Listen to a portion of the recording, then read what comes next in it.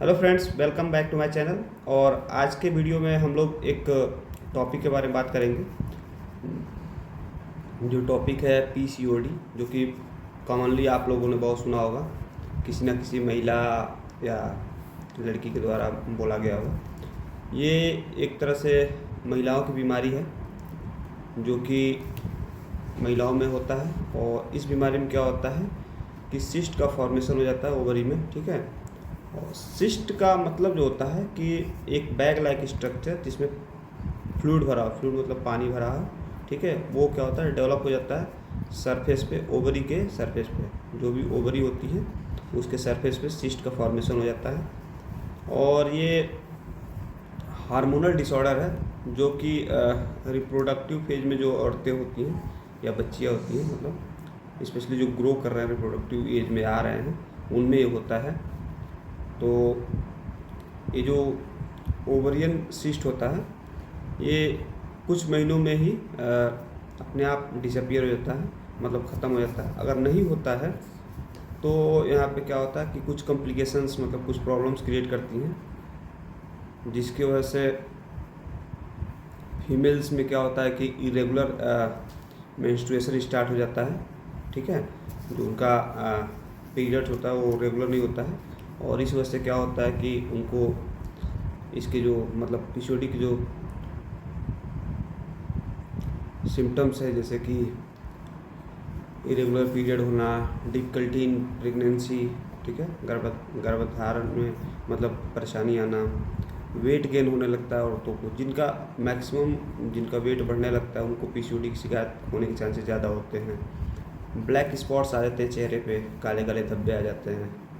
उसके बाद से अगर पीरियड होता भी है तो हैवी ब्लीडिंग होती है, या फिर पिगमेंटेशन हो जाता है, कलर जो होता है चेंज होता है, हेयर ग्रो होने लगते हैं चेहरे पे, फेशियल हेयर जिसको बोलते हैं। ये सारी चीज़ें होती हैं।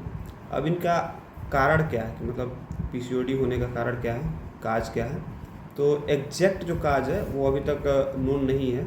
लेकिन कुछ रीजन्स हैं जिनकी वजह से होने के चांसेस ज़्यादा होते हैं, जिनको डॉक्टर्स ने बताया है या फिर मेडिकल जो रिसर्च करते हैं उन्होंने वो किया है। तो उसमें है स्ट्रेस हो गया, ठीक है, या प्रोडक्शन ऑफ मेल हार्मोन जो कि टेस्टोस्टेरोन है वो महिलाओं में बढ़ने लगता है। जेनेटिक भी हो सकता है, मतलब कि माँ से लड़की में ट्रांसफ़र हो गया, या फिर इन्फ्लामेशन की वजह से कहीं बॉडी में स्वेलिंग होती है उसकी वजह से, या एक्सेसिव वेट की वजह से, मतलब बहुत ज़्यादा वज़न बढ़ गया है उसकी वजह से भी ये बीमारी होता है और ये देखा गया है। अब इस जो बीमारी मान लीजिए हो गई तो इसका ट्रीटमेंट ऑप्शन क्या उपलब्ध है हमारे पास। तो ट्रीटमेंट में तो पहले तो मेडिसिन, ठीक, दूसरा आप योगा मेडिटेशन हो गया, रिड्यूस वेट कीजिए, मतलब योगा मेडिटेशन करके अपने वेट को, या डाइट प्लान करके अपने वेट को कम कीजिए। योगा आप रेगुलर बेसिस पे कीजिए। अगला हो गया आप हेल्दी फूड लीजिए, बैलेंस डाइट होना चाहिए जिसमें जो न्यूट्रिशन वो प्रचुर मात्रा में हो, ठीक है।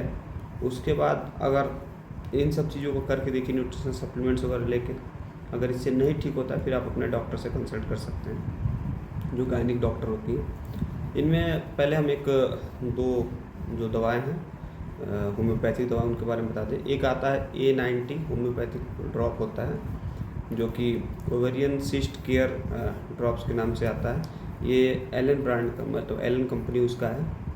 इसका क्या करते हैं, इसकी जो डोजिंग होती है 50 ड्रॉप जो है दिन में 3 बार, एक गिलास मतलब कप ले लीजिए, छोटा गिलास लीजिए, उसमें डाल के पानी में पीना होता है 4 दिन तक लगातार। उसके बाद जब 4 दिन के बाद आपको क्या करना होता है, यही ड्रॉप जो है 30 दिनों तक चलाना होता है, लेकिन 30 बूंद डालना होता है 1 कप पानी में, और दिन में 3 बार पीना होता है, ठीक है। मतलब कि 3 कप पानी पीना है आपको 3 बार, और तीनों बार आपको 30-30 बूंद ये ड्रॉप जो है डालना होता है।